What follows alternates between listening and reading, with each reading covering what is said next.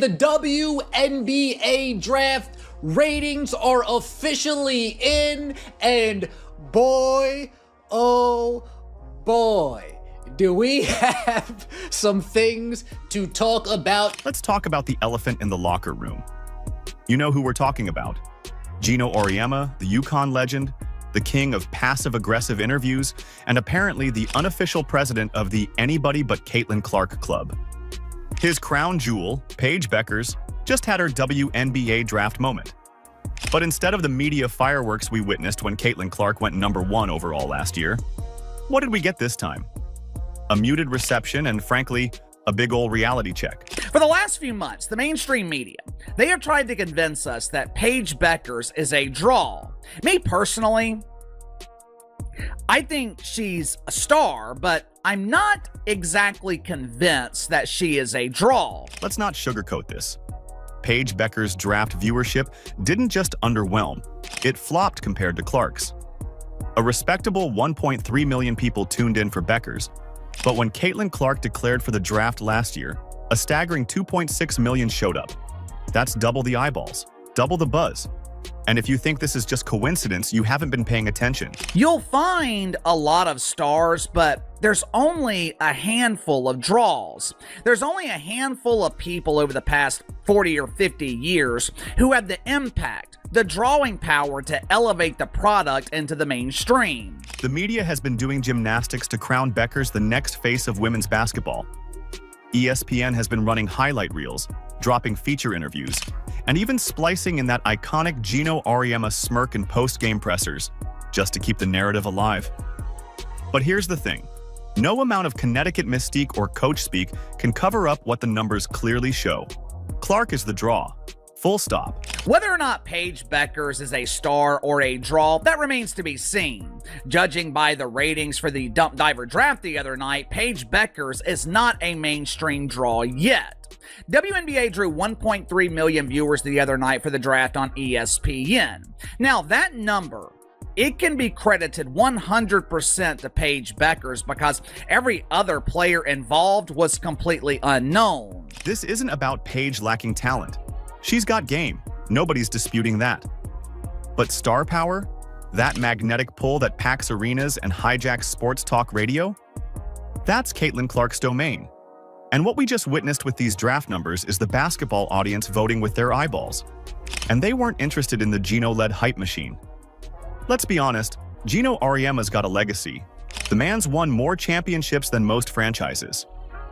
But somewhere along the line, his critiques stopped sounding like expert analysis and started sounding a lot more like jealous uncle energy. Although 1.3 million is a great number for the WNBA, it is significantly below what Caitlin Clark drew last year. Matter of fact, it's 50% lower than what Caitlin Clark drew last year. You know, the type that shows up at Thanksgiving dinner with passive-aggressive jabs like, "That's nice, but back in my day."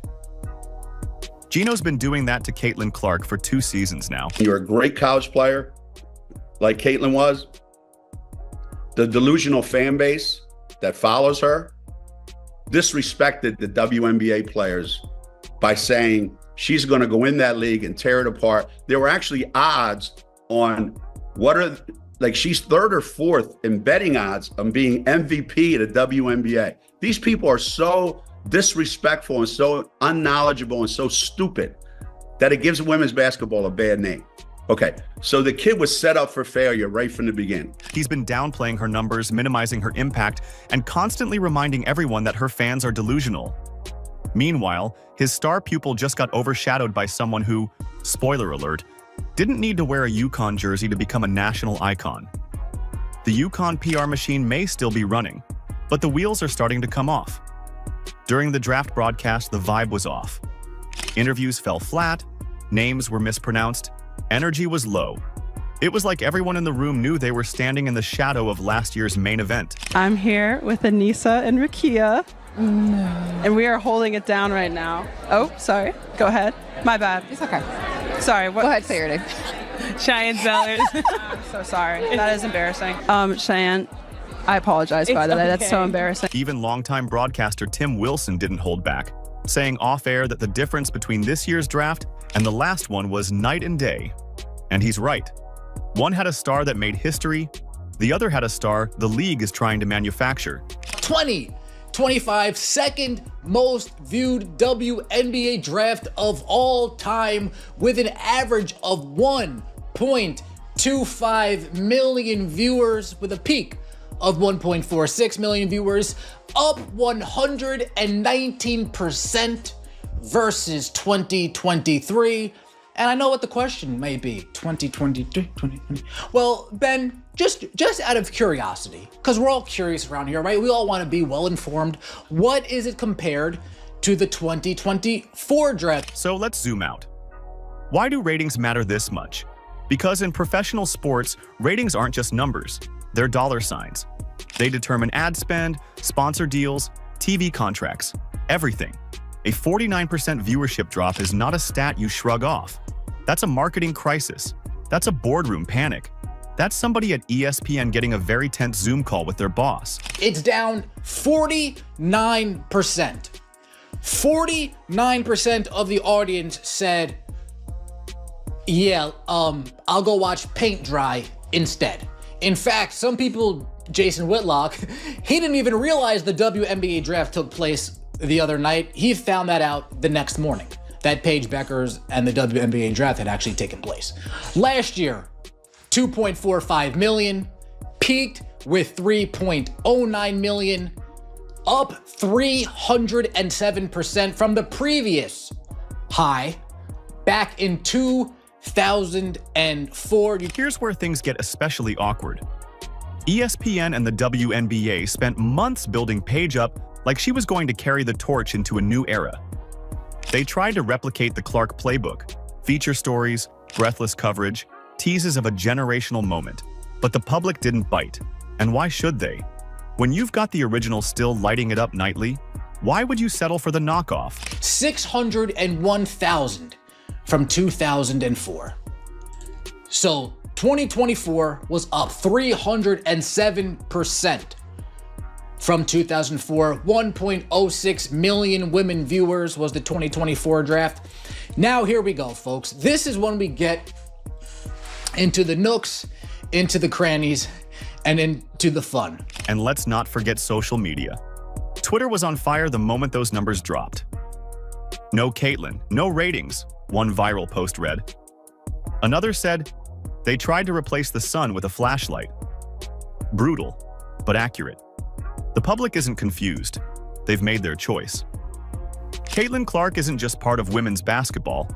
She is women's basketball right now. Why was last year's draft such a big deal? Well, Caitlin Clark was getting drafted. Reason number one, Caitlin Clark getting drafted. Reason number two, why it was such a big deal. Well, Caitlin Clark was going number one overall. And the third reason why, calling a spade here, these three women, Angel Reese, Caitlin Clark, Cameron Brink. Perfect storm. A perfect storm, a perfect bill of goods. And that's exactly what's driving people like Geno Auriemma crazy. It must sting, right? To spend decades building the most iconic brand in women's college hoops, only to watch a player from Iowa steal the thunder. Clark did what no one outside of UConn has done in years. Made women's basketball must-watch TV. She turned regular season games into headline news. She made college gyms feel like NBA arenas. And she did it without Geno's help. In fact, she did it despite the constant side eyes from people like him. Didn't you tell us that in 2004 it was 601,000? My point exactly. They still haven't rebounded from the days of 2004. They still haven't managed to maintain that same audience from 2004. Until Caitlin Clark showed up. Until Caitlin Clark arrived on the scene, and then they're going to boast about a measly 1.25 million. You guys want to know what's funny about 1.25 million? 1.25 million is closer to the 601,000 in 2004 than it is to the 2.45 million in 2025. We're already closer to 2004 numbers than we were to 2025 numbers. This whole saga reveals the real problem. The WNBA and its media partners are still clinging to old formulas. They think they can build a superstar by committee, push the next face of the league button, and fans will just follow. But you can't fake charisma. You can't fake gravity. And Caitlin Clark's got both in spades. 1 million people disappeared. 1.2 million people, to be fair, disappeared. We can spin that as many ways as we want. The trend is already coming back down. The trend is already coming back down. Juju Watkins next year draft, 1.09 million. Oh, another 1 million view draft. But we went from 2.4 to 1.2 to now 1.09. Who's after Juju? My point exactly. We're already forecasting a 2027 draft of 650,000. Paige Bueckers might be part of the future of the league. She might win titles, earn all-star nods, and have a fantastic pro career. But as far as this draft told us, she's not the one leading the way, because that lady wears number 22 in Indiana. Meanwhile, Geno can keep holding press conferences filled with condescending jabs and veiled criticisms. But while he's reminiscing about the old days, Caitlin Clark is defining the new ones. Unlike Caitlin Clark, Paige Bueckers has been embraced with open and hairy arms into the WNBA. Players have embraced her potentially in ways that we don't even know about. More importantly, the mainstream media has embraced her. And I'm starting to wonder if this media-created rivalry that is building between Paige Bueckers and Caitlin Clark will completely overshadow Angel Reese. When you put Paige Bueckers and Caitlin Clark side by side, there's a glaring question the media conveniently avoids. What holds more weight? Lifting a trophy once or completely rewriting the NCAA record books like you're the editor-in-chief? The mainstream narrative has leaned hard into Bueckers' championship win, practically framing it as the ultimate badge of greatness. But in doing so, they've dimmed the spotlight on Clark's statistical annihilation of long-standing records. Caitlin didn't just beat some old benchmarks, she left them in the dust, doing things that no man or woman has ever pulled off in college basketball. I've seen Paige Bueckers across social media for the last 5 years, it feels like. She's an elite female college basketball player. Had some knee injuries that she's rebounded from, but she's healthy right now. So she kind of sits behind Caitlin Clark. And I think that makes her a fade for me because I think the Caitlin Clark shadow is real. I think Caitlin Clark is so dominant in changing the game. Sure, Bueckers brought home a national title for UConn. And yes, that's a massive accomplishment that deserves applause. But let's not kid ourselves. Caitlin Clark took a sledgehammer to a record that had been cemented in place for 50 years. A half-century of scoring history, gone in a flash thanks to one player who made logo threes look routine. That's not just impressive, that's myth-making. And for as much as people want to say Paige Bueckers is this, Paige Bueckers is that, Paige Bueckers is this, a 500,000 drop-off, okay. A 1.2 million viewer drop-off, yikes. That I'm not sure if that is okay. And here's where it gets crazier. Caitlin didn't stop there. She wasn't satisfied with being the scoring queen. She also led the nation in assists, multiple times. Let's take a second to process that. She was dishing out the most dimes in college basketball while also scoring more than anyone in history. That's like if Steph Curry and Chris Paul merged into one terrifying, record-breaking basketball robot. We're talking about a player who dominated in both creation and execution, a rare dual threat that the game almost never sees at this level. Now, if you want the raw stats, let's do it. Clark averaged 31.6 points, 8.9 assists, and 7.4 rebounds in her final college season. That's practically a walking triple-double every night. Bueckers, a strong 21.9 points, 3.8 assists, and 5.2 rebounds. Solid numbers, no doubt, but they don't punch in the same weight class as Clark's. One was playing chess, the other was building the board and setting the rules. Some of the reactions, people aren't going to let it skip that we're not comparing it to 2024, down 49%. Shout out to you, Jar Jar Binks.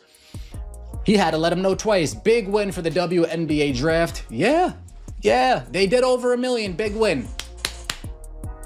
They're closer to 2006 numbers, 2004 numbers than they were to 2024 numbers. You guys get the point. Why skip 2024? Does 2024 not exist? But what's even more frustrating is how the media seems determined to pretend this gap doesn't exist. Instead of celebrating Clark's avalanche of achievements, they pivot the conversation to banners and trophies. It's like comparing a volcanic eruption to a fireworks display.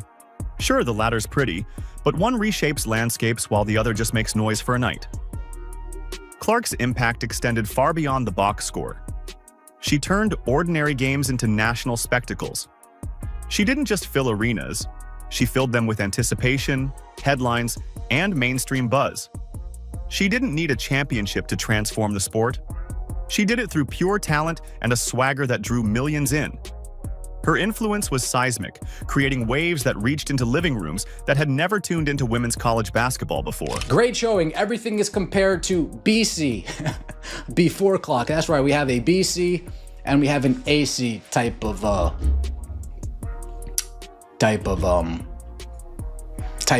in the WNBA. Guess 2024 never happened. I wonder why all the numbers are always compared to 2023. We all know why. And let's not forget the circumstances. Clark did all this while being the #1 target every night. Every team's game plan revolved around stopping her.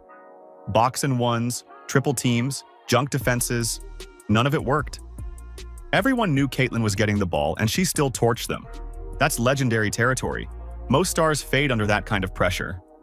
Clark, she thrived in it. Now let's compare the narrative treatment. When LeBron James broke Kareem Abdul-Jabbar's scoring record, the sports world came to a halt. Wall-to-wall coverage, hour-long specials, think pieces galore. Caitlin Clark? She broke the all-time NCAA scoring record, a record untouched for 50 years, and got a few headlines before the conversation pivoted to, yeah, but she doesn't have a ring. Really? That's how we're grading greatness now? 1.25 isn't dominating. You guys, you maybe haven't been following the ratings. 1.25 is a regular Caitlin Clark game on a weekend. That's regular to us. That's nothing. That's nothing to us. It is what it is. It's this kind of inconsistency that makes you wonder what's really going on. Both Bueckers and Clark are elite talents, but only one of them is constantly subjected to a litany of qualifiers and caveats. Clark's facial expressions, her competitive fire, her very presence on the court. It's all dissected and debated. Meanwhile, Bueckers gets fluff pieces and red carpet praise. It's not just a double standard, it's a coordinated PR effort disguised as journalism. And then there's the WNBA draft presentation this year. If you were expecting a sequel to last year's dazzling, Caitlin-fueled spectacle, you were sorely disappointed. Gone were the glamour shots and big-budget polish. Instead, we got awkward interviews, fashion choices that felt more like a TikTok experiment than a professional league moment, and an energy level that could best be described as mid-afternoon nap.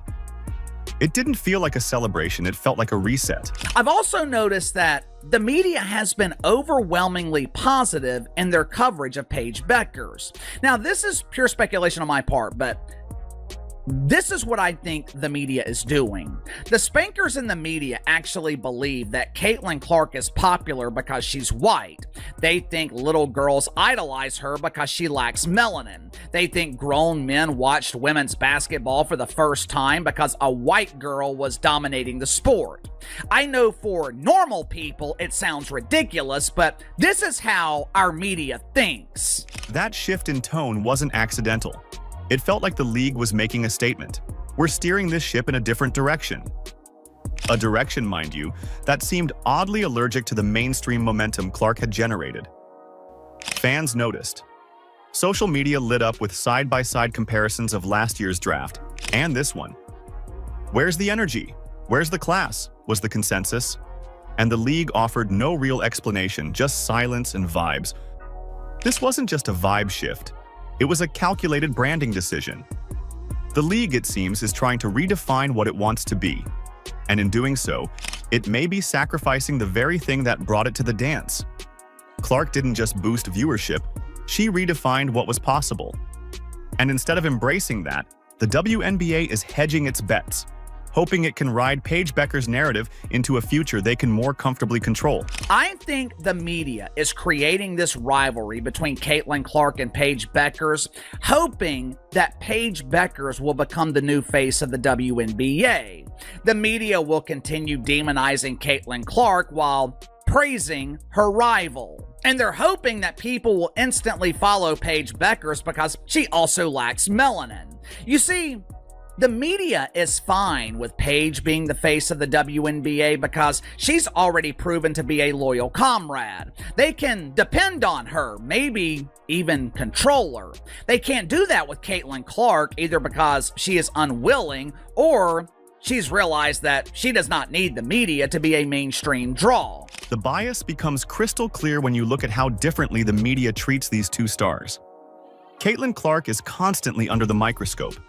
Every facial expression, every defensive rotation, every missed shot is picked apart like she's on trial. Meanwhile, Paige Bueckers is practically coated in Teflon. She gets praised in every headline, even when her numbers don't match up.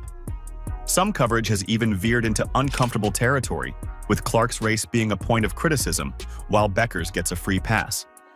The contrast in treatment has gotten so blatant that fans are no longer whispering about it. They're calling it out loudly. What we're witnessing isn't a healthy rivalry blooming from two great players. It's a media-manufactured showdown, engineered for headlines and drama, rather than letting the game speak for itself. Instead of amplifying the strengths of both athletes and celebrating what each brings to the court, the narrative machine seems obsessed with propping one up at the expense of the other. And here's the real danger: the millions of fans who tuned in because of Clark. They're starting to notice this imbalance. They're seeing their favorite player dismissed, her impact minimized, and they're not sticking around to watch her get sidelined by media games. That's a problem, because those ratings drops, that's what it looks like when fans start checking out. You guys are about to find out, no offense to the Paige fans, you're gonna realize that once this season starts, it's still going to be Caitlin Clark 1 in jersey sales. And honestly, it didn't have to be this way. Clark and Bueckers are both phenomenal in their own right. They could be a dynamic 1-2 punch, propelling women's basketball to new heights. Their contrasting playing styles, Clark with her range and firepower, Bueckers with her smooth control and composure, should be celebrated, not pitted against each other. This forced rivalry robs the game of something authentic. If the media would just step aside and let their stories unfold naturally, we might finally get the iconic rivalry the sport deserves. One born of respect, not manipulation. And most definitely not born from Geno's mouth. If you agree, comment "Geno is delusional" down below. Like, subscribe, and turn on all notifications so you never miss out. Click the video on the screen, and we will see you in the next one.